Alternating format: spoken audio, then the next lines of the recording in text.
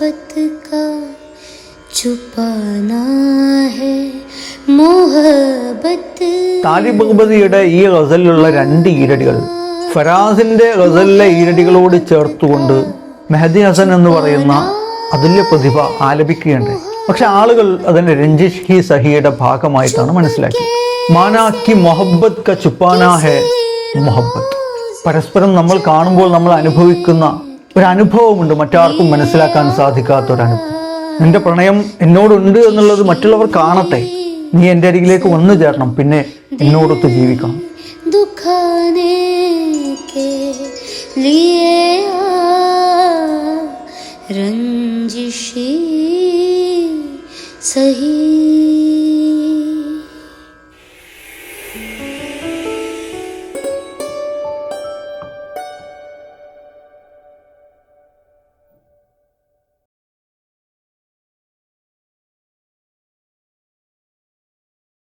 വരിയായത്തിലേക്ക് സ്വാഗതം. മലയാളി ഗസൽ എന്ന വാക്ക് പരിചയപ്പെട്ടത് ഒരുപക്ഷെ സംഗീതത്തിലൂടെ ആയിരിക്കും. മെഹദി ഹസൻ, അനൂപ് ജലോട്ട, ഗുലാം അലി, പങ്കജ് ഉദാസ്, ജഗ്ജീത് സിംഗ് എന്നിങ്ങനെ പല ആളുകളിലൂടെ ഗസലിലേക്ക് വന്നു ചേർന്ന ആളുകൾ ഉണ്ടായിരിക്കാം. വളരെ സ്ലോ പേസിൽ പോകുന്ന ഒരു മെലഡി, അതാണ് ഗസലിനെ കുറിച്ച് ആളുകൾ പൊതുവെ ധരിച്ചു വെച്ചിട്ടുണ്ടായിരുന്ന ധാരണ.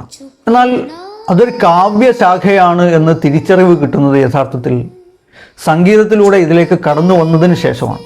ഗസലിൻ്റെ പ്രത്യേകതകളെക്കുറിച്ച് നമ്മൾ നേരത്തെ സംസാരിച്ചിട്ടുണ്ട്. അവയ്ക്ക് ഒരേ മീറ്റർ ആയിരിക്കും, ഒരേ ആവർത്തന വാക്കുകൾ കൊണ്ട് അവസാനിക്കുന്നതായിരിക്കും ഓരോ ഈരടിയും. ആ ഈരടിയുടെ അവസാനത്തിലെ ആവർത്തന വാക്കിൻ്റെ തൊട്ടു മുൻപായിട്ട് ഒരേ പ്രാസമുണ്ടായിരിക്കും. ഈരടികളിലാണ് ഇത് രചിക്കപ്പെടുക എന്നുള്ളത് ആദ്യം പറയുന്ന സംഗതി. അവക്ക് ഒന്നാം ഈരടിയിൽ മാത്രം ആദ്യത്തെ വരിയിലും രണ്ടാം വരിയിലും ആവർത്തന വാക്കും അതിൻ്റെ മുൻപുള്ള പ്രാസവും ആവർത്തിക്കും. പിന്നീടുള്ള ഈരടികളിലൊക്കെ ആവർത്തന വാക്കും ആ പ്രാസവും കടന്നു വരുന്നത് രണ്ടാം വരിയിൽ മാത്രമായിരിക്കും. പിന്നീട് ഏറ്റവും അവസാനം കവി തൻ്റെ പേരുകൂടെ പ്രതിപാദിച്ചുകൊണ്ടൊരു ഈരടി രചിക്കും.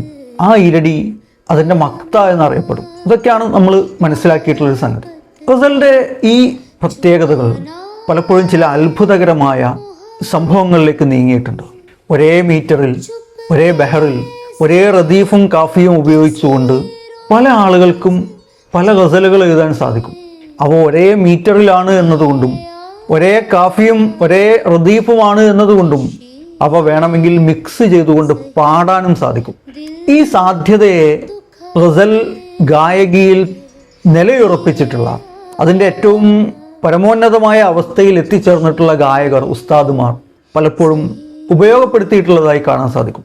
ജഗ്ജീത് സിംഗ് അങ്ങനെ ഉപയോഗപ്പെടുത്തിയിട്ടുള്ളത് അദ്ദേഹം തന്നെ പറയാറുണ്ട്. ആപ്കോ ദേഖ് കർ ദേഖ്താ രഹ ഗയാ എന്ന് തുടങ്ങുന്ന ആ ഗസലിൻ്റെ ഒന്നാമത്തെ ഈരടി അവതരിപ്പിച്ചതിന് ശേഷം അദ്ദേഹം പറയും, ഇസി ബഹർ മേ വസീം ബറേൽവി സാബ് കി ഏക് ഖൂബ്സൂരത് ഗസൽ ഹെ എന്ന് പറഞ്ഞിട്ട് ആത്തെ ആത്തെ മെരാ നാം സാരഹ. ഇത് രണ്ട് ഗസലാണ് യഥാർത്ഥം. ഇതേ സാധ്യതയെ വളരെ മനോഹരമായി ഉൾച്ചേർത്ത ഒരു ഗസലുണ്ട്.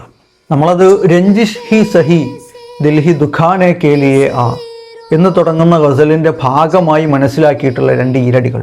ഫരാസ് ജനിക്കുന്നതിന് മുൻപ് താലിബ് ബഗ്ബദി എന്ന് പറയുന്ന ഒരു കവി യൂ ഭി തെര എഹ്സാൻ ഹെ ആനെ കേലിയെ ആ എന്ന് പറയുന്ന ഒരു ഗസൽ എഴുതിയിട്ടുണ്ട്. രഞ്ജിഷ് ഹി സഹി ദിൽഹി ദുഖാനെ കേലിയെ ആ എന്ന് പറയുന്ന ഗസലിൻ്റെ അതേ മീറ്ററിലാണ് അത് എഴുതിയിട്ടുള്ളത്. എന്നുവെച്ചാൽ ഫരാസ് എഴുതുന്നതിന് മുൻപ് ആദ്യം രചിക്കപ്പെട്ടിട്ടുള്ളത് യൂ ഭി തെര എഹ്സാൻ എന്ന് തുടങ്ങുന്ന ആ ഗസലാണ്. 1927 അത് പ്രസിദ്ധീകരിക്കപ്പെട്ടിട്ടുണ്ട്. ഫരാസ് അതിനുശേഷമാണ് ജനിക്കുന്നത് പോലും. ഇവിടെ വളരെ മനോഹരമായൊരു സംഗതി, ഈ മീറ്ററിൽ ഫരാസ് രഞ്ജിഷ് എഴുതി കഴിഞ്ഞപ്പോൾ താലിബ് ബഗ്ബദിയുടെ ഈ ഗസലിലുള്ള രണ്ട് ഈരടികൾ ഫരാസിൻ്റെ ഗസലിലെ ഈരടികളോട് ചേർത്തുകൊണ്ട് മെഹദി ഹസൻ എന്ന് പറയുന്ന അതുല്യ പ്രതിഭ ആലപിക്കുകയുണ്ടായി. അതേറെ ശ്രദ്ധിക്കപ്പെട്ടു. ഒരു വേള മെഹദി സാബ് അത് പറയുന്നുണ്ട്, ഇത് ഫരാസിൻ്റെ ഈരടികളല്ല എന്നുള്ളത് പറയുന്നുണ്ട്.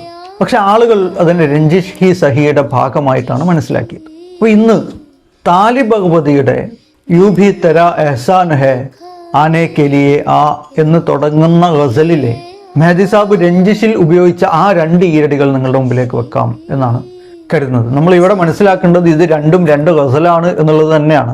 അതിനെ ചേർത്ത് വെക്കാൻ ഉപയോഗിച്ചിട്ടുള്ള പ്രത്യേകത അതിൻ്റെ ഒരേ മീറ്റർ, ഒരേ റദീഫ്, ഒരേ കാഫി എന്നുള്ളതാണ്. അതുകൊണ്ട് തന്നെയാണ് അത് ഇതിൻ്റെ ഭാഗമല്ല എന്ന് നമുക്ക് മനസ്സിലാകാതെ പോകുന്നത്. താലിബ് ഭഗ്വതിയുടെ ഈ ഗസലിൻ്റെ ഒരു ഭാഗത്ത് അദ്ദേഹം ഇങ്ങനെ കുറിക്കുന്നുണ്ട്: മാനാ കി മൊഹബ്ബത്ത് ക ചുപ്പാനാ ഹെ മൊഹബ്ബത്ത്, ചുപ്കെ സെ കിസി रोज जताने के लिए आ.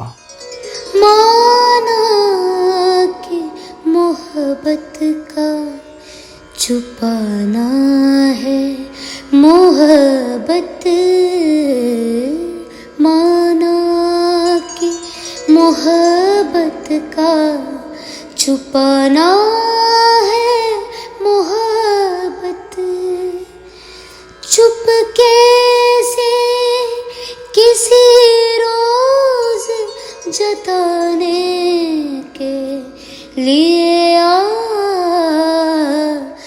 മാനാ കി മൊഹബ്ബത്ത് ക ചുപ്പാനാ ഹെ മൊഹബ്ബത്ത്. പ്രണയം മൂടി വെക്കുക എന്നുള്ളതാണ് പ്രണയം എന്ന് ഞാൻ മനസ്സിലാക്കുന്നുണ്ട്. അത് ഞാൻ അംഗീകരിക്കുന്നുണ്ട്. അതിങ്ങനെ വെളിപ്പെടുത്തി ആളുകളെ മുമ്പിൽ പ്രകടിപ്പിച്ചുകൊണ്ടേ ഇരിക്കണം എന്ന് എനിക്ക് തോന്നുന്നില്ല. നമ്മുടെ മനസ്സകങ്ങളിൽ അതുണ്ടായാൽ മതി. നമ്മൾ തമ്മിലൊരു പ്രണയമുണ്ട്, നമ്മൾ തമ്മിലൊരു ബന്ധമുണ്ട്, ഒരു കരാറുണ്ട്. പരസ്പരം നമ്മൾ കാണുമ്പോൾ നമ്മൾ അനുഭവിക്കുന്ന ഒരു അനുഭവമുണ്ട്, മറ്റാർക്കും മനസ്സിലാക്കാൻ സാധിക്കാത്ത ഒരു അനുഭവം. അതങ്ങനെ നിൽക്കുന്നതാണ് അതിൻ്റെ ഭംഗി. നമ്മൾക്കിടയിൽ പ്രണയമുണ്ട് എന്നുള്ളത് നമുക്ക് രണ്ടുപേർക്കറിയാം. ഇനി മറ്റൊരാളെ അറിയിക്കേണ്ടതിൻ്റെ ആവശ്യമില്ല എന്നത് ഞാൻ അംഗീകരിക്കുന്നു, ശരിയാണ്. പക്ഷേ ചുപ് കേസെ കിസി റോസ് ജത്താനെ കെലിയ, വളരെ നിശബ്ദമായി അതൊന്ന് വെളിപ്പെടുത്താൻ വേണ്ടി ഒരിക്കൽ നീ ഒന്ന് വാ. ഞാൻ നിന്റെ പ്രണയിയാണ് എന്ന് നാലാൾ അറിയുന്നതിൽ എനിക്ക് സന്തോഷം മാത്രമാണ്. നിന്റെ പ്രണയം എന്നോടുണ്ട് എന്നുള്ളത് മറ്റുള്ളവർ കാണട്ടെ. അത് മറ്റുള്ളവരെ കാണിക്കേണ്ടതില്ല എന്നതൊക്കെ ശരിയാണ്. പക്ഷേ മറ്റുള്ളവരത് അറിയട്ടെ. എന്നോട് പ്രണയമുണ്ട് എന്നറിയിക്കാൻ വേണ്ടി ഒരിക്കൽ നീ വാ. അദ്ദേഹം വളരെ മനോഹരമായാണ് പ്രണയത്തിൽ രണ്ട് മനസ്സുകൾ തമ്മിലുള്ള ബന്ധത്തെ കുറിച്ചിടുന്നത്. അവളൊന്ന് എൻ്റെ അരികിലേക്ക് വരണം, അതാണ് എൻ്റെ ആഗ്രഹം. ആ വരവോടുകൂടി ഞങ്ങൾക്കിടയിൽ ഒരു പ്രണയമുണ്ട് എന്ന് ആളുകൾ ധരിക്കും. അതൊന്ന് നിശബ്ദമായി വെളിപ്പെടാൻ പ്രിയപ്പെട്ടവനെ നീ എൻ്റെ അരികിലേക്കൊന്ന് വാ. വളരെ മനോഹരമായാണ് താലിബ് ഭഗ്വതി ഈ ഈരടി കുറിച്ചിടുന്നത്. അതിനുശേഷം ഒരു ഈരടി കൂടെ അദ്ദേഹം പറയുന്നു. അതിങ്ങനെയാണ്: ജൈസെ തുझे आते हैं न आने के बहाने, ऐसे ही बहाने से न जाने के लिए आ. जैसे तुझे आते हैं न आने के बहाने,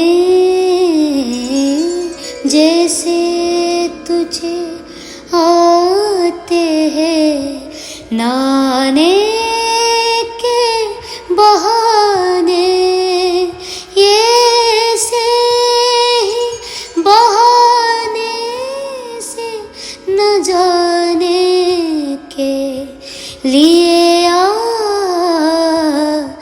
ജൈസെ തുझे आते हैं न आने के बहाने, ഒരിക്കലും വരാതിരിക്കാൻ വേണ്ടി നീ ഒഴിവ് കഴിവുകൾ കണ്ടെത്തുന്നത് പോലെ നീ എൻ്റെ അരികത്തേക്ക് വരാതിരിക്കാൻ ഒരുപാട് കാരണങ്ങൾ പറഞ്ഞുകൊണ്ടിരിക്കുകയാണ്. സമയമില്ല, തിരക്കുകളാണ്, മറ്റുള്ളവർ കാണും, അവർ കണ്ട് മറ്റെന്തെങ്കിലും കരുതും എന്നിങ്ങനെ ഒരുപാട് ഒഴികഴിവുകൾ നീ പറഞ്ഞുകൊണ്ടേയിരിക്കുന്നു. എൻ്റെ അരികിലേക്ക് വരാതിരിക്കാൻ നീ കാരണങ്ങൾ നിരത്തുകയാണ്. എത്രയോ കാരണങ്ങൾ നിനക്ക് വരാതിരിക്കാൻ കിട്ടിക്കൊണ്ടേയിരിക്കുന്നു. ഇനി ഒരിക്കൽ ऐसे ही बहाने से न जाने के लिए आ. നീ ഒരുപാട് ഒഴികഴിവുകൾ വരാതിരിക്കാൻ വേണ്ടി കണ്ടെത്തുന്നുണ്ടല്ലോ. ഇനി ഒരു ഒഴികഴിവ്, ഒരു കാരണം വന്നിട്ട് പോകാതിരിക്കാൻ കണ്ടെത്തും. എന്നിട്ട് വാ, നീ എൻ്റെ അരികിലേക്ക് വന്നു ചേരണം. പിന്നെ എന്നോടൊത്ത് ജീവിക്കണം, എന്നോടൊട്ടി ജീവിക്കണം, നമുക്ക് ഒരുമിച്ച് ജീവിക്കണം. വന്ന് ഒരിക്കലും തിരികെ പോകാത്ത വിധമാകണം നിന്റെ വരവ്. അങ്ങനെ പോകാതിരിക്കാൻ, വന്നതിന് ശേഷം തിരികെ പോകാതിരിക്കാൻ ഒരു കാരണവുമായിട്ട് വേണം നീ വരാൻ. അങ്ങനെ ഒരു വരവ് പ്രിയപ്പെട്ടവളെ നീ വാ. നീ വരാതിരിക്കാൻ ഒരുപാട് കാരണങ്ങൾ ചമക്കുന്നുണ്ടല്ലോ, അക്കൂട്ടത്തിൽ വന്ന ശേഷം എന്നെ വിട്ടുപോകാതിരിക്കാൻ ഒരു കാരണവും ചമച്ച് വരൂ എന്നാണ് കവി പറഞ്ഞു വെക്കുന്നത്. ഫറാസിൻ്റെ രഞ്ജിഷും താലിബ് ഭഗ്വതിയുടെ ഈ ഗസലിലെ ഈരടികളും തമ്മിലുള്ള ഒരു വ്യത്യാസം എന്ന് പറയുന്നത്, ഫറാസിൻ്റെ ഗസലിലുള്ള ഈരടികളിലുള്ള കാമുകിയോട് അല്ലെങ്കിൽ കാമുകനോട് അകൽച്ചയിലായിരിക്കെ നമ്മൾ അകന്നിട്ടില്ല എന്ന് ബോധ്യപ്പെടുത്താൻ അല്ലെങ്കിൽ ലോകരെ ബോധ്യപ്പെടുത്താൻ ഒന്ന് വരൂ എന്നുള്ള ആവശ്യമാണ് ഉന്നയിക്കുന്നതെങ്കിൽ അവിടെ യഥാർത്ഥത്തിൽ രണ്ടുപേരും അകൽച്ചയിലാണ്. ആ പ്രണയത്തിന് ശേഷമുള്ള ഒരു വിരഹം അനുഭവിക്കുന്ന അവസ്ഥയാണ് അവിടെയുള്ളത്. പക്ഷെ ഈ ഗസലിലെ ഈരടികളിലേക്ക് വരുമ്പോൾ അവിടെ രണ്ടുപേർ തമ്മിൽ പ്രണയമുണ്ട്. ആ പ്രണയത്തിന് ശേഷം, ആ പ്രണയത്തിനിടയിൽ മറ്റുള്ളവർ തങ്ങളുടെ പ്രണയത്തെ എങ്ങനെ മനസ്സിലാക്കുമെന്നുള്ള ആശങ്ക മാത്രമാണ് ഭരിക്കുന്നത്. അതിനപ്പുറത്തേക്ക് ആ പ്രണയം സ്ഥാപിക്കാനുള്ള ശ്രമങ്ങളാണ് ഈ ഈരടികളിൽ ആ രണ്ടുപേർക്കിടയിൽ ഉള്ള സംഭാഷണങ്ങളായിട്ട് താലി ഭഗവതി എഴുതി ചേർത്തിട്ടുള്ളത്. ഈ രണ്ട് ഗസലുകളുടെ ഒരു സ്ട്രക്ചറിലുള്ള ഒരു അപ്രോച്ചിലുള്ള മാറ്റം ഇത് മാത്രമാണ്. എന്നാൽ ഈ ഈരടികളുടെ ഒരേ വലിപ്പം, ഒരേ റദീഫ്, ഒരേ കാഫി എന്നുള്ള പ്രത്യേകതകൾ കൊണ്ടാണ് ഇവ രണ്ടും ഒരുമിച്ച് ആലപിക്കാൻ സാധിക്കുന്നത്. നമുക്ക് മറ്റു ഈരടികളുമായി പിന്നീട് ഒരിക്കൽ വീണ്ടും വരാം. ഏറെ നന്ദി. नाने के बहाने ये से ही बहाने से न जाने के लिए